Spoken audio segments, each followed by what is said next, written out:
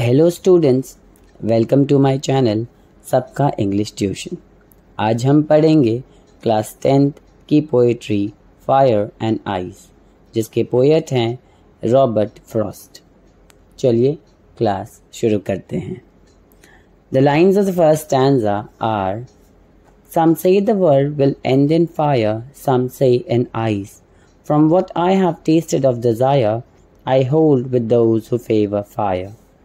In line में poet कहते हैं कि कुछ लोगों का मानना है कि दुनिया आग में जलकर ख़त्म होगी, और वहीं कुछ लोगों का मानना है कि दुनिया बर्फ़ में जमकर ख़त्म होगी। पर जहाँ तक पोएट ने लोगों की आंखों में लालच की आग को बढ़ते हुए देखा है, उन्हें ऐसा लगता है कि दुनिया जलकर ही ख़त्म होगी। In the second stanza, the lines are: But if it had to perish twice, I think I know enough of hate to say that for destruction ice is also great and would suffice.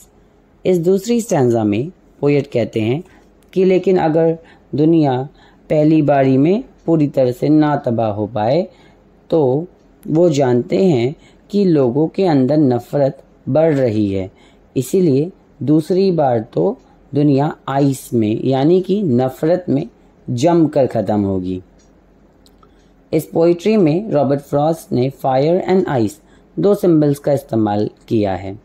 पहला fire, जो कि passion, desire, लालच, grid, इन सभी चीज़ों को represent करता है।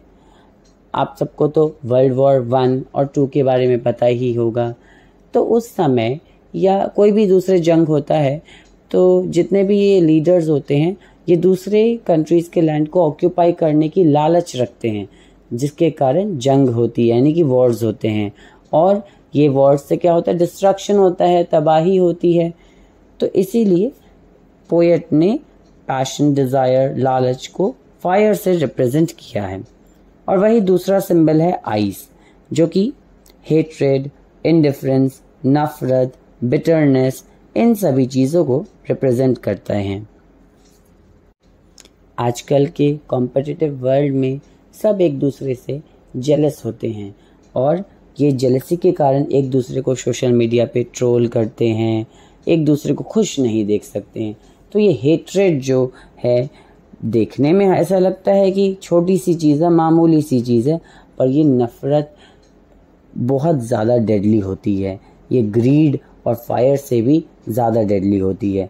इसीलिए दूसरे स्टैंजा में पोएट कहते हैं कि अगर फायर से यानी कि ग्रीड से दुनिया पूरी ना ख़त्म हो पाए, तो आइस से तो वो बिल्कुल ख़त्म हो जाएगी, पूरी की पूरी तबाह हो जाएगी।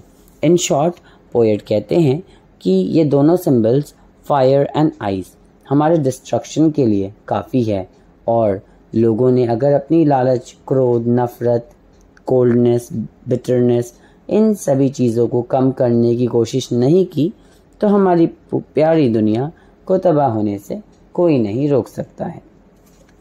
That's all for today. Please like and subscribe my channel सबका English Tuition.